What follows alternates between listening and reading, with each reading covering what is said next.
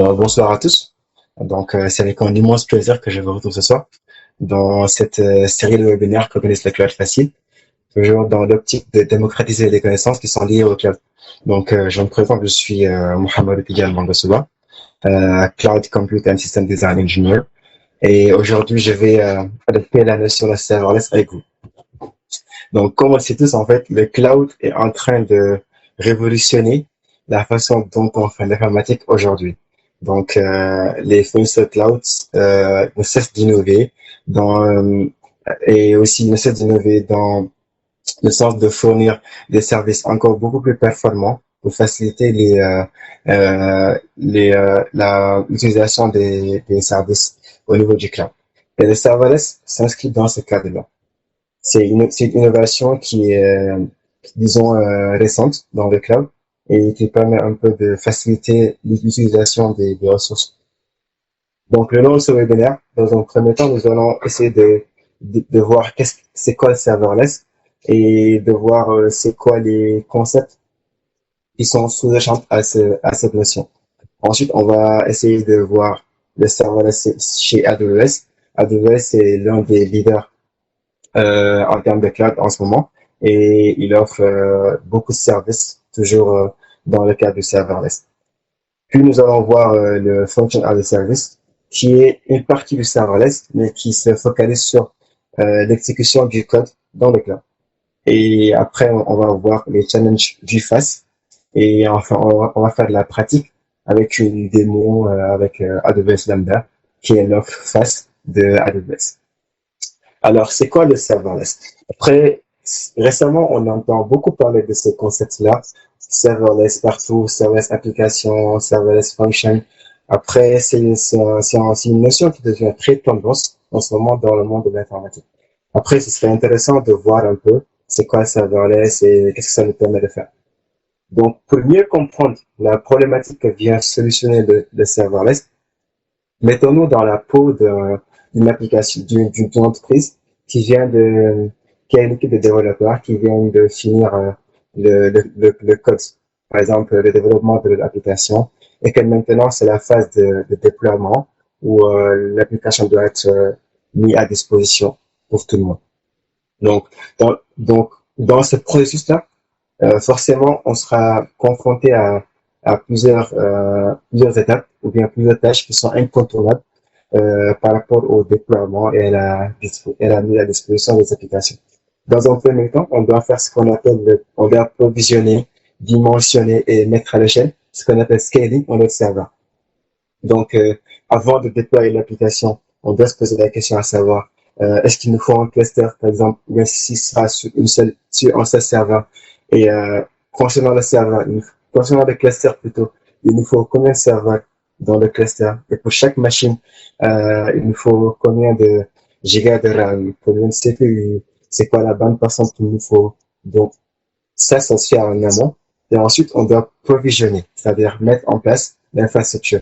Et après, l'infrastructure doit être capable de scaler, c'est-à-dire de s'adapter au trafic. S'il y a beaucoup de requêtes, on puisse très rapidement répondre à la charge. Et s'il n'y a pas de requêtes aussi, économiser les ressources. Il y a aussi, vous devez aussi faire tout ce qui est gestion de l'infrastructure qui héberge le code. Donc, la maintenance, s'assurer que tout fonctionne très bien, s'assurer qu'il n'y a pas de panne, il n'y a pas d'erreur, il n'y a pas de choses à changer, et avoir les bons outils surtout qui nous permettent qui vont permettre de faire ce monitoring beaucoup plus facilement. Il y a aussi la gestion des mises à jour. Parce que, par exemple, supposons que l'application, à un moment donné, connaît que l'application fonctionne très bien et qu'à un moment donné, qu'on ait envie de mettre une nouvelle fonctionnalité. Parce que cette nouvelle fonctionnalité peut demander à ce qu'on installe de nouveaux packages ou bien même qu'on change le système d'exploitation. Donc, et si ça doit se faire, il faut le faire pour toutes les machines du cluster. Et il faut aussi gérer la sécurité, qui est très important.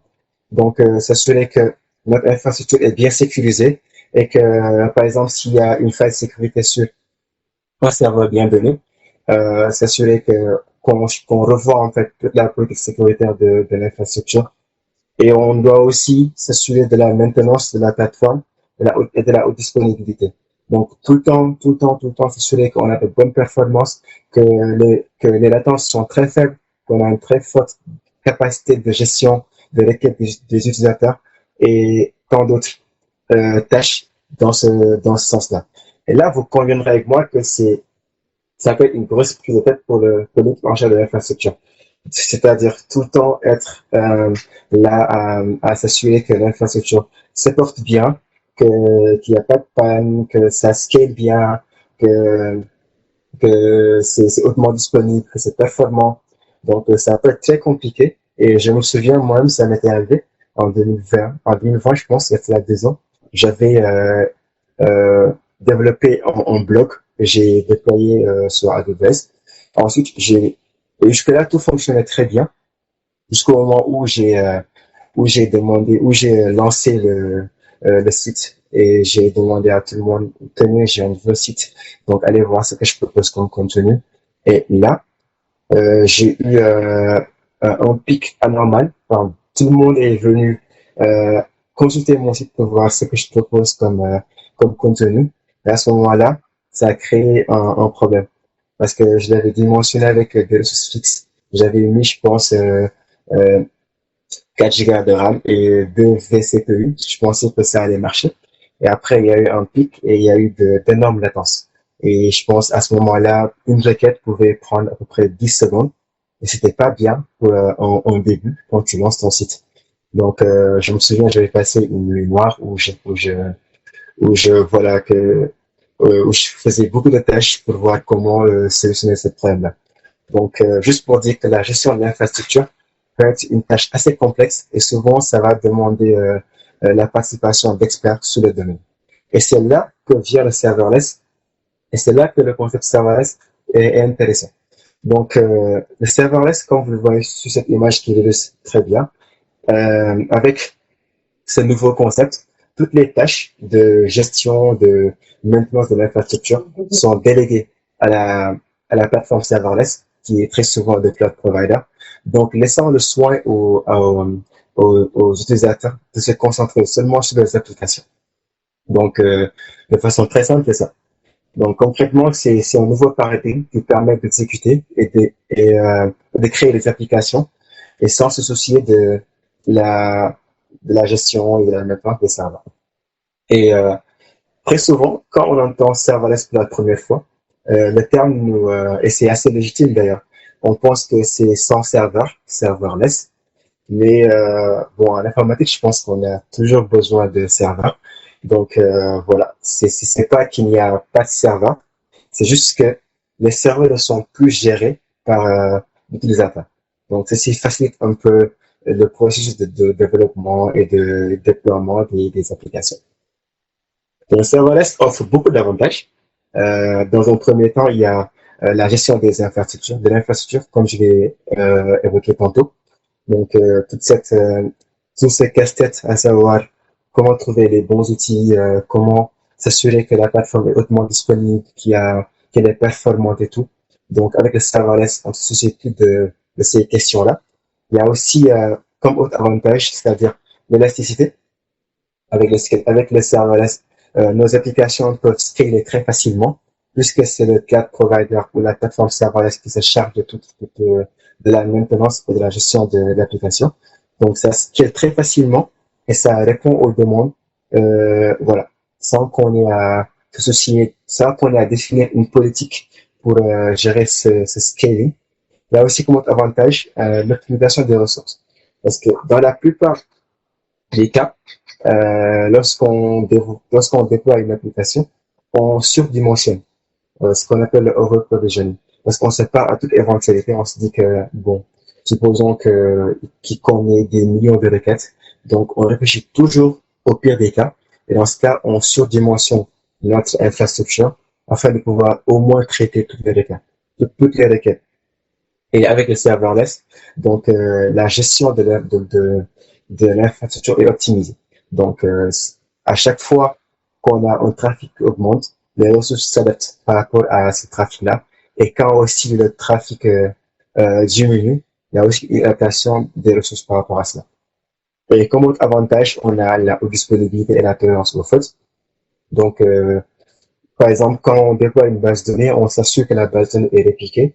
On s'assure que la base de données est bon, disponible et que, par exemple, si une partie tombe en panne ou si une partie ne marche pas, que ça n'empêche pas le fonctionnement de la base de données. Et ceci, ce sont des tâches, bon, ceux qui sont dans le domaine peuvent en témoigner, ce sont des tâches pas faciles à faire et ça demande très souvent l'avis ou bien la participation d'un expert pour voir un peu définir les politiques de mise à disposition et de gestion de la gestion des faits. Et enfin, il y a aussi la réduction des coûts. Comme les ressources sont bien optimisées par rapport par rapport aux requêtes, donc par ricochet, on optimise les coûts et puis on ne paye plus pour le overprovisioning qu'on fait très souvent. Donc, il y a plusieurs cas d'utilisation du serverless. Donc maintenant, on parle de serverless database, serverless function, serverless platform.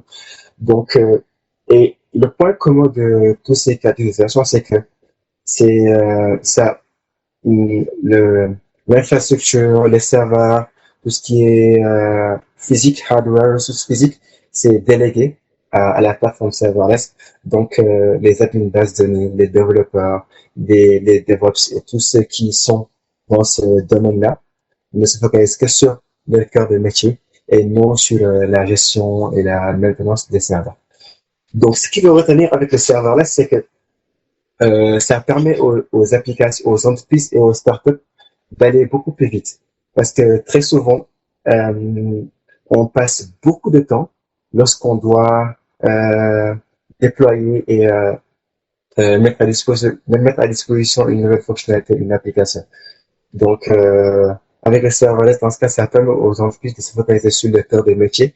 Par exemple, supposons que vous êtes une entreprise de e-commerce. Donc, votre cœur de métier ou bien vos ressources, votre temps doit être beaucoup plus focalisé sur comment fidéliser les clients, comment proposer de nouveaux services et non sur comment avoir une infrastructure solide, une infrastructure robuste et payer des ingénieurs pour faire toutes ces tâches-là. Voilà. Et aussi avec le serverless, ça permet aux entreprises d'être beaucoup plus sûres d'elles-mêmes et d'innover très rapidement. Et parce que pour passer d'une idée à un produit, ça va très vite avec les astuces du serverless que je vais expliquer sur les slides qui viennent. Maintenant, on va essayer de bien asseoir cette notion de serverless à travers quelques offres d'AWS. Donc, AWS, c'est le leader mondial du cloud en ce moment. Et AWS offre plus de 200 services dans plusieurs domaines de l'informatique, que ce soit dans le calcul, dans le stockage et dans le réseau. Et beaucoup de ces services sont offerts en mode serverless, c'est-à-dire avec une gestion simplifiée de l'infrastructure. Donc, comme je le dis souvent, build and run applications without thinking about servers. Donc, on va essayer de voir quelques services serverless d'AWS pour mieux comprendre c'est quoi le serverless concrètement en pratique. Dans un premier temps, on a Amazon DynamoDB, qui est une base de données clé-valeur et qui permet de stocker nos données dans le cloud avec avec n'importe quelle taille et qui scale de façon horizontale. Donc, avec DynamoDB, l'admin base de données, par exemple, ne se casse plus la tête à essayer de deviner qu'est-ce qu'il faut comme taille de la base de données et si ça doit scaler, comment est-ce qu'il faut provisionner de nouveaux nœuds dans le cluster et tout. Cette gestion est entièrement déléguée à AWS et donc avec DynamoDB, vous ne devez que définir la structure de la base de données et la clé primaire, et les clés primaires plutôt, et tout le reste, c'est géré par AWS. Et DynamoDB offre d'incroyables performances. Donc, c'est une base de données qui peut traiter jusqu'à 10 milliards de requêtes par jour et avec des pics de plus de 20 millions de requêtes par seconde, ce qui est énorme. Et le tout sur des pétaoctets de stockage. Et totalement serverless. Donc, sans gestion de l'infrastructure. On a aussi comme autre service Amazon SQS, Simple Queue Service, qui est un service de gestion de file d'attente et qui permet un peu d'interconnecter plusieurs systèmes distribués et les microservices et les applications serverless. Donc, supposons qu'on a beaucoup de services qui doivent s'échanger des données à travers un nœud central. Donc, SQS peut être ce nœud central où les services ou bien les systèmes peuvent s'envoyer, stocker, recevoir des messages avec n'importe quel volume et avec une très grande scalabilité, c'est-à-dire SQS peut traiter jusqu'à 30 000 messages par seconde, ce qui est aussi énorme et c'est totalement serverless. C'est-à-dire que peu importe le nombre de messages qu'on envoie, la plateforme va tout le temps s'adapter par rapport à la charge et aussi on est sûr que ça ne va jamais tomber en panne. Donc, on a cette garantie de tolérance aux fautes. On a aussi comme autre service serverless AWS Step Function, qui est aussi un service de gestion de workflow dans le cloud pour permettre de créer des applications microservices, des pipelines de traitement de la donnée ou des pipelines de machine learning à travers, avec beaucoup de services d'AWS. Donc, par exemple, supposons que vous avez plusieurs services que vous voulez combiner. Donc, avec Step Function, vous pouvez, à travers une interface visuelle, créer ce workflow avec un début et une fin, et avec des conditions, s'il y a un échec par là, qu'est-ce qu'il faut faire ensuite et tout. Et c'est totalement scalable. Et Step Function s'assure de la gestion des erreurs. Par exemple, si le workflow ne fonctionne pas, donc les réexécutions sont assurées par Step Function. Et c'est totalement serverless. On a aussi comme autre fonction, comme autre service, AWS Fargate, qui est un qui est un service de déploiement et de gestion des conteneurs en mode serverless et qui est compatible aussi avec les plateformes d'orchestration comme Amazon Elastic Container Service ou Amazon Elastic Kubernetes Service, qui est l'infrastructure Kubernetes managée d'AWS. Donc, bon, ceux qui ont l'habitude de déployer le container sur Kubernetes, ils savent que, par exemple, avant de procéder au déploiement des applications, proprement dit, il faut, dans un premier temps, définir le nombre de nœuds. Il faut combien de nœuds dans le cluster Kubernetes. Et pour l'application qu'on doit déployer, il faut en amont définir le nombre de réplicas pour l'application, les ressources, par exemple, des containers, s'il le faut, X giga de RAM, X CPU, etc., etc. Et aussi une politique de scalabilité. Et tout ceci est défini de façon manuelle par l'ingénieur en amont avec Fargate. Donc, c'est totalement serverless. Donc, ça s'adapte totalement par rapport à la demande. Et il y a plus cette, cette phase où on devine qu'est-ce qu'il nous faut et tout pour répondre à la demande. Donc, on va essayer de booster tout ça avec une architecture serverless pour comprendre un peu comment ça fonctionne chez AWS. Donc là, on a une architecture qui est totalement serverless et qui est un microservice RESTful qui permet de faire de stocker ou de récupérer de la donnée dans une base de données, comme une application classique qui fait du get et du post. Donc dans un premier temps, les requêtes des utilisateurs sont gérées par le service Amazon API Gateway, qui est aussi un service serverless qui permet de créer, de scaler et de sécuriser des requêtes, des API de façon très scalable et qui s'adapte aussi au nombre de requêtes concurrentes, par exemple, des utilisateurs. Ensuite, on a nos fonctions lambda qui contiennent la logique de l'application. Par exemple, s'il faut faire du get, récupérer la donnée, ou bien faire du post, déposer de la donnée dans la base de données, la logique est codée sur les fonctions lambda. Et ensuite, on a, dans un troisième temps, Amazon SQS qui vient se greffer à l'architecture et qui permet un peu de gérer les tâches asynchrones. Donc, supposons qu'il y a des tâches qui doivent être processées et qui doivent être enregistrées dans la base de données ultérieurement. Donc, ces messages sont mis en queue sur Amazon SQS et il y a une fonction lambda qui permet de traiter ces tâches-là. Et enfin, le tout est stocké sur une base de données DynamoDB. Donc, vous voyez que là, on a des services qui sont serverless chacun et mettre en place ce genre d'architecture. Et c'est très rapide. On peut le faire avec Step Function, par exemple. Et là, tout ce qu'on a à faire pour mettre en place ce genre d'architecture, c'est de définir la logique du code pour les lambda et aussi de définir la structure de la base de données pour Amazon DynamoDB. Et ça scale très facilement. Au début, si on a deux, trois utilisateurs, ça s'adapte par rapport à ça et on ne paye que pour l'infrastructure qui peut matcher ces deux utilisateurs et ça s'adapte graduellement à la montée de charge. Donc c'est totalement serverless et c'est assez rapide en termes de mise en place. Après, ça nous amène au function as a service. Après, quand on parle de serverless maintenant, bon, souvent les gens sont amenés à penser FAS, function as a service. Mais en réalité, le FAS, c'est le serverless, mais c'est le serverless qui se focalise sur l'exécution du code dans le cloud. Je vais détailler dans les slides qui viennent. On est passé de l'IAS au FAS, c'est-à-dire initialement, lors des débuts des cloud providers, on avait un service qu'on appelait l'IAS, Infrastructure as a Service. Avec l'IAS, le cloud provider mettait à disposition des machines virtuelles avec des quantités, avec des ressources bien spécifiques, c'est-à-dire un nombre bien défini de RAM, de CPU, de la bande passante par exemple, etc.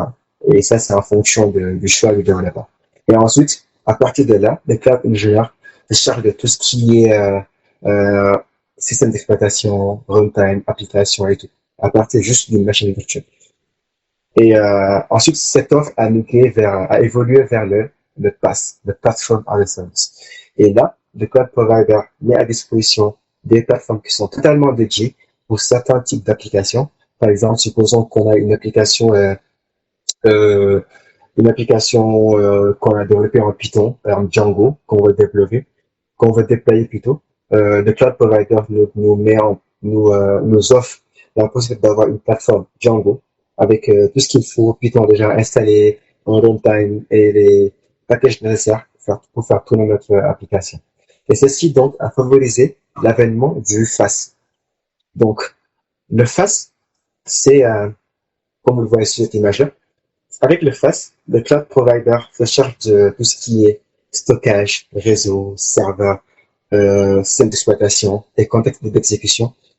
Et avec le FAS, le développeur écrit ses fonctions et déploie ses fonctions au niveau du cloud et peut invoquer ses fonctions à la demande.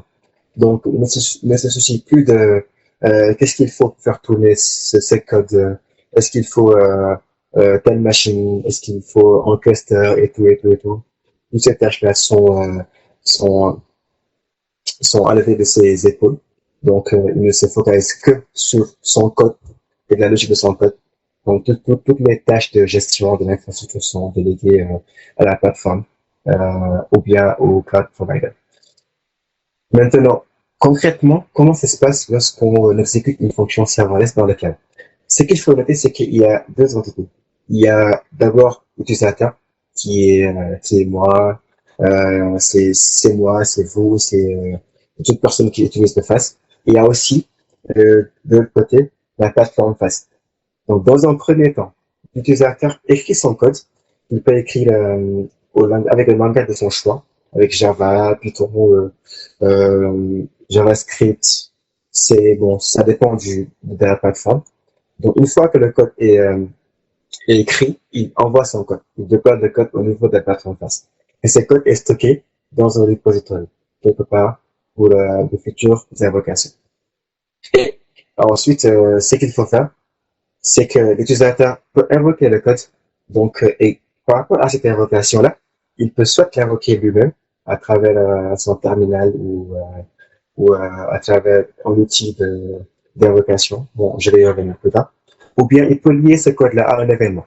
Et ça, je vais y revenir plus tard. Donc, un événement peut déclencher l'invocation du code.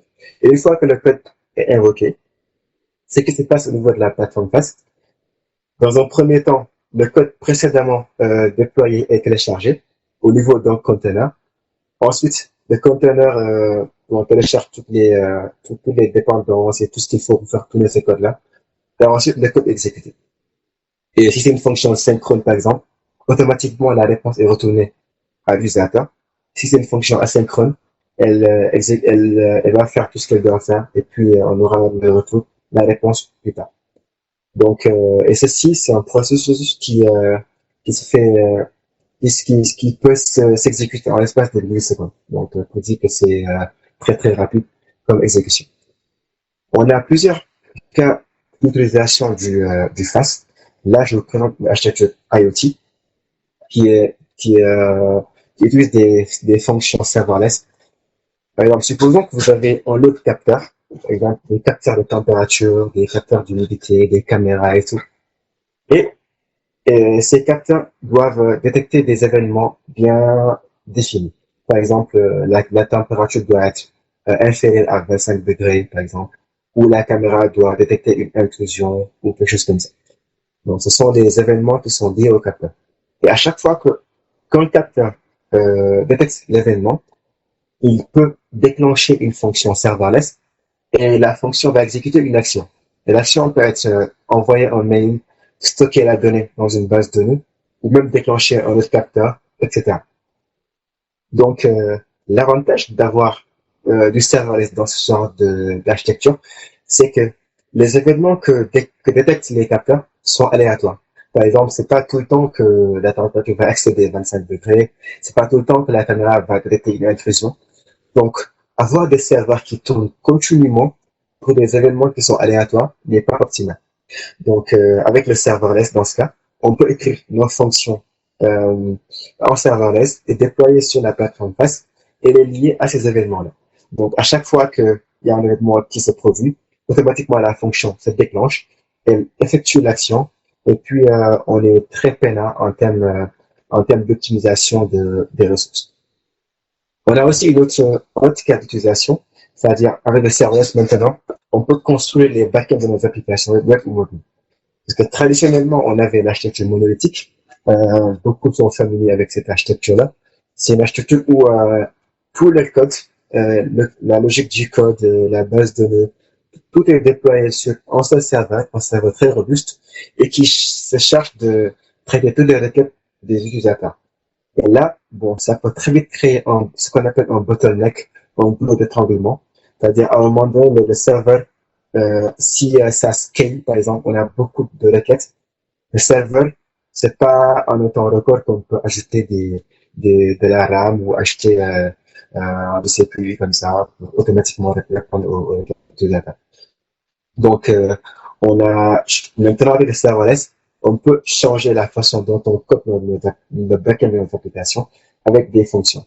Donc là, l'application est découpée en de petites fonctions, chacune responsable d'une partie bien définie de l'application, et chaque fonction traite indépendamment une requête de l'utilisateur. Donc c'est beaucoup plus modulaire, beaucoup plus scalable et beaucoup plus performant aussi. Maintenant, pour faire du FAST, on a plusieurs façons, on a plusieurs outils qui sont à la disponibilité. Il y a d'abord les outils cloud.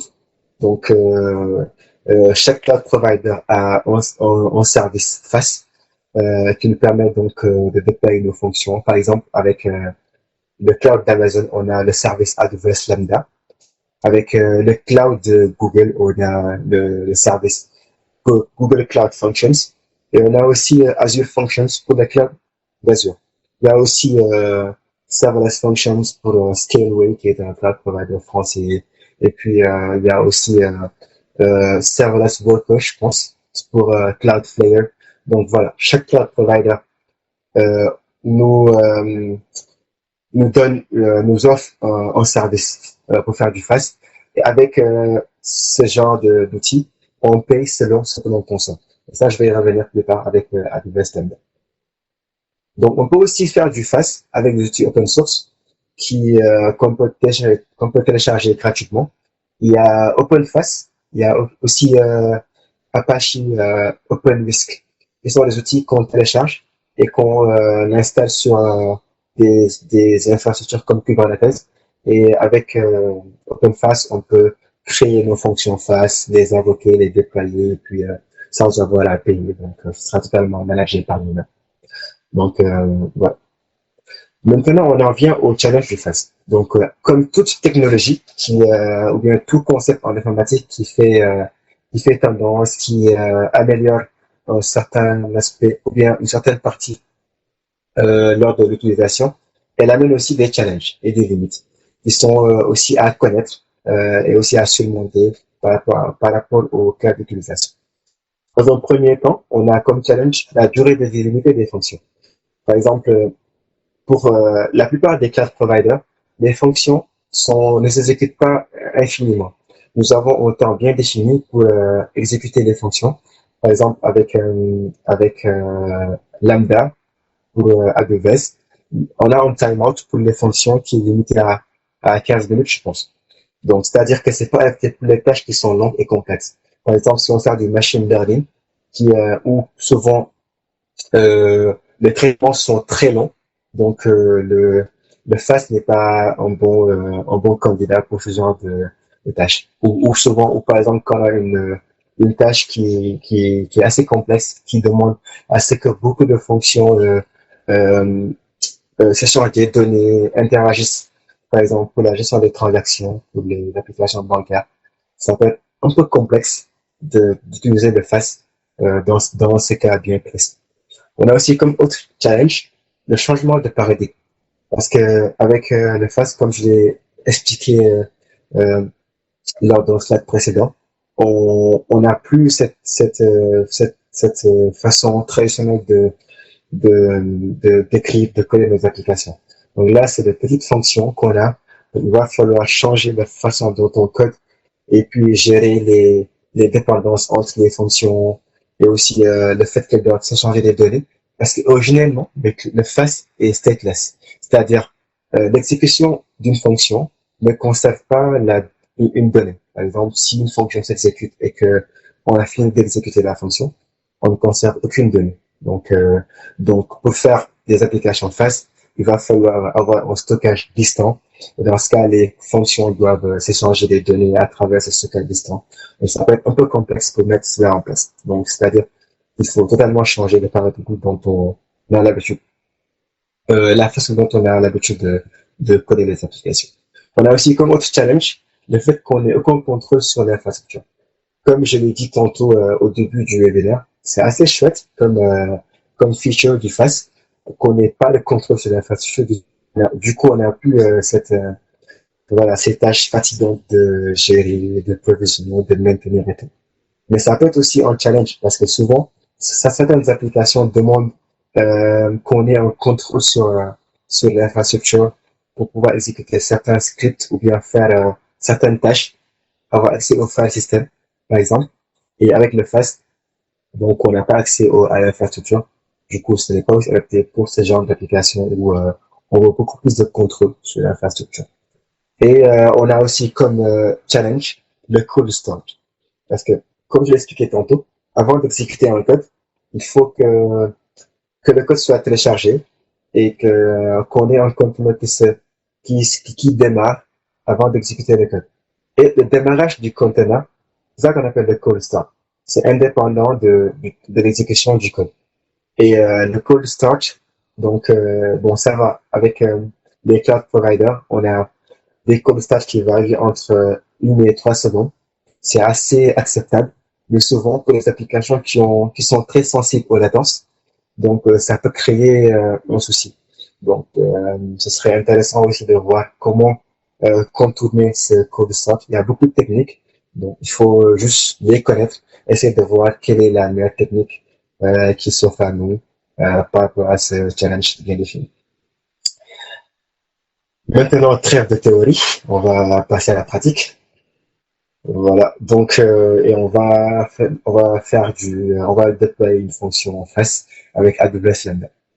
Donc, Lambda, comme j'ai expliqué tantôt, c'est la plateforme FAST d'AWS et qui a été lancée en 2014. Je pense que c'est le premier of FAST, serverless plutôt. Et c'est à partir de Lambda qu'on a eu cette éclosion de services serverless et tout.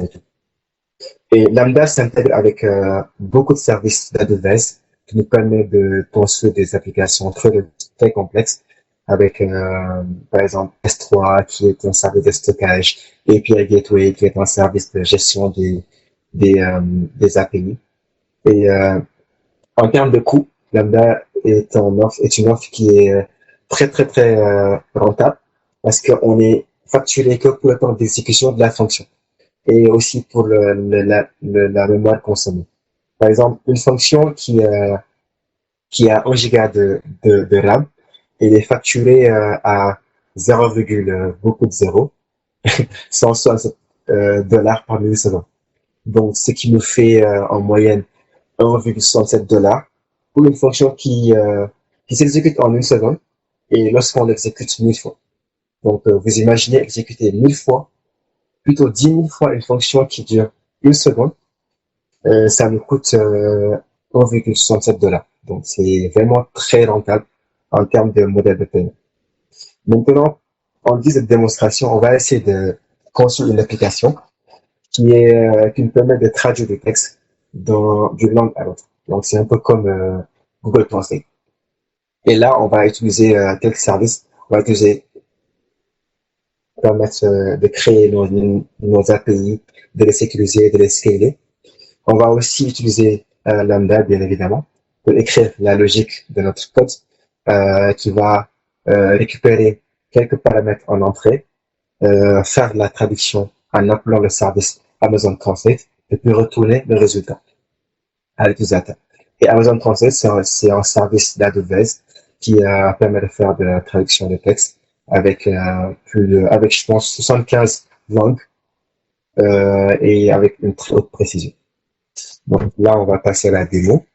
Dans un premier temps, on va se connecter sur la console d'AWS qui contient tous les services qui ressemblent un peu à ça, l'interface. Ensuite, bon, avant de passer à la démo, on va essayer de voir le service Amazon Translate pour voir un peu comment ça fonctionne. Donc, on tape Translate sur la barre de recherche et on a la Amazon Translate. Et comme vous le voyez, c'est un peu un service qui ressemble à Google Translate, un service auquel on est assez habitué avec le net. Donc, on tape un texte en entrée. Et là, de base, la langue source est détectée automatiquement. Et ensuite, ça traduit dans une langue au choix. Donc là, ça traduit en anglais aussi par défaut. Donc par exemple, je vais taper je suis un médecin et ça traduit directement I'm a doctor. Donc, et on peut changer la langue de traduction au choix et c'est avec une très haute précision. Ce service Translate. Maintenant, pour notre démonstration, on va exactement utiliser ce service-là, mais on va utiliser seulement l'API de ce service qu'on va lier à notre fonction lambda. Donc, une fois que la fonction est invoquée, elle va à son tour invoquer ce service translate par appel API, puis faire la traduction et automatiquement retourner le résultat à l'utilisateur. Donc, let's go. Là, je vais rechercher la fonction, le service lambda sur la barre de recherche. Et j'ai une interface qui ressemble à ça. Ensuite, je crée ma fonction, create function, et je lui donne un nom. Donc, je vais l'appeler translator, par exemple. Translator.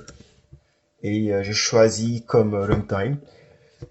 Bon, je peux choisir plusieurs langages. Par exemple, là, je peux choisir du Java, du Node.js, du Ruby, du Go, du C Sharp, PowerShell. Donc là, je vais choisir du Python, puisque je vais écrire ma fonction en Python. Et on peut laisser tous les autres paramètres par défaut, pour le moment. Et ensuite, on crée notre fonction. Donc, dans un premier temps, on ne choisit que le nom et le runtime. Et puis, on laisse tout par défaut, et puis on crée notre fonction. Et là, la fonction est en train de créer sur la plateforme sur AWS. Très bien, là, on a notre fonction qui est prête. Maintenant, comme je l'ai dit tantôt, on va lier notre fonction au service API Gateway qui nous permet de lier notre fonction à des API pour un peu gérer tout ce qui est gestion des API, pour invoquer la fonction. Et une fois qu'on a beaucoup de requêtes concurrentes, le service API Gateway va s'en charger de la création et de la sécurisation des liens API. Et pour ce faire, on vient à ce niveau-là, add trigger. Donc ensuite, on va choisir une source qui est API Gateway. Puis on va créer une nouvelle API. Et c'est un REST API. Et bon, pour la sécurité, pour le moment, en guise de démo, on va le mettre ouvert. Donc on le laisse open. Et puis on ajoute notre API. Parfait. Donc là, on a notre fonction lambda qui est liée à l'API Gateway. Et il nous donne là, par exemple, le lien avec lequel on peut accéder à notre fonction. Donc la fonction est maintenant invocable à travers ce lien HTTP. Maintenant, de base, les services d'Amazon, ils sont très bien sécurisés. C'est-à-dire, un service ne va pas appeler un autre service directement, à moins qu'on lui donne l'autorisation. Du coup, comme là, notre fonction lambda doit à son tour invoquer ou bien appeler le service translate, du coup, on doit lui donner spécifiquement les accès pour faire cette invocation. Et pour cela, on vient à ce niveau permission. Et puis là, c'est les rôles ou bien les permissions qui sont liées à notre fonction. Donc, on clique dessus et ça nous dirige vers euh, l'interface du service IAM, Identity and Access Management. Donc, avec AWS, par exemple, on peut, avec un seul compte root, créer plusieurs comptes et en fonction, par exemple, supposons qu'on a une grande entreprise et qu'on a beaucoup d'équipes. On a une équipe de développeurs, une équipe qui se charge de tout ce qui est machine learning, une équipe de data ingénieurs et tout et tout. Et chaque équipe a des services spécifiques auxquels il doit travailler. Donc, avec un seul compte, on peut gérer les utilisateurs, les groupes et leur donner aussi des privilèges en fonction des services qu'ils doivent utiliser ou pas. Donc là, notre fonction lambda et tout ceci se fait grâce à ce service-là qui est IAM, Identity and Access Management. Maintenant, on va à travers ce service toujours donner la permission à notre fonction lambda d'invoquer ou bien d'appeler le service translate. Dans ce cas, on vient à ce niveau, add permission, et on met attach policy. Et puis, on recherche le service translate. Et on lui donne du full access pour que notre fonction lambda puisse avoir maintenant accès au service translate pour faire correctement la traduction. Et on met attach policies, c'est parfait. Donc là, notre fonction lambda est maintenant capable d'appeler le service translate. Maintenant, on vient au code proprement dit, à la fonction. Donc, on a notre fonction qu'on a liée à l'API Gateway et qui a maintenant euh, la capacité d'appeler ou bien euh, la permission d'appeler le service translate. Maintenant, on va écrire la fonction elle-même. On vient à ce niveau, sur l'onglet code, et puis on écrit la fonction. Donc, je l'avais déjà écrit. Donc, je viens là sur translate. Et puis, je copie tout et je colle. Donc, ça, c'est une fonction Python comme une fonction normale. Et puis, qui utilise quelques librairies, par exemple JSON pour faire la manipulation ou bien la création et l'extraction de texte sous format JSON. Et ensuite, notre fonction, c'est une fonction lambda, c'est une fonction normale Python, qui utilise le service translate grâce à la librairie Boto. Donc Boto, c'est une librairie Python qui nous permet un peu d'interagir avec les services d'AWS de façon programmatique. Donc avec Boto, on peut appeler les services d'AWS et ensuite faire des manipulations avec sans aller au niveau de la console. Donc là, je crée translate, la variable translate, qui appelle là le service translate AWS grâce à Boto. Et là, je choisis la région dans laquelle j'invoque ou bien j'utilise le service Translate. Ensuite, notre fonction prend principalement trois données en entrée. La première, c'est la langue source. Et la deuxième, c'est la langue de destination, de traduction. Et enfin, le texte qu'il faut traduire. Donc, je récupère ça au niveau du body de la requête. Et ensuite, je fais la traduction avec le service Translate. Et puis, je retourne à l'utilisateur le texte traduit. Donc, tout simplement. Ensuite, là, je déploie la fonction. Et c'est bon. Maintenant, ma fonction est déployée et je peux l'invoquer facilement. Maintenant, pour l'invoquer, je reviens là, à configuration, à triggers, et puis je récupère l'URL qui lui est associé pour l'invoquer avec des appels REST. Donc, je copie l'URL. Maintenant, là, je vais écrire un script bash qui permet un peu de faire qui permet un peu de faire des requêtes HTTP avec curl. Donc là, le script récupère dans un premier temps comme premier argument le texte qu'on veut traduire et comme deuxième argument la langue de traduction. Et ensuite, je fais un curl, puis je mets là l'URL que je viens de copier ici, l'URL de ma fonction. Et puis, je lui donne comme donnée euh, le texte qu'on va traduire et la langue que j'ai récupéré comme argument du script. Maintenant, je peux invoquer la fonction pouvoir. J'ajoute un nouveau terminal là. Ok, je suis dans le bon dossier. Du coup, maintenant, j'exécute ce script là, curl.sh, et je lui donne comme par exemple, comme texte, je lui donne par exemple pumpkin. Euh, et automatiquement, ça me traduit que c'est une citrouille en français. Et parce que de base, la langue de traduction, c'est en français. Maintenant, je peux changer la langue, je le mets en italien par exemple, et ça me le traduit en italien aussi. Et je peux choisir un texte aussi, par exemple, je mets euh, comme texte The pumpkin is yellow, et ça me traduit la citrouille jaune. Et je peux changer aussi, je peux même choisir un texte en français dans un premier temps. Je mets je suis un médecin et je veux le traduire en anglais. Automatiquement, I'm a doctor.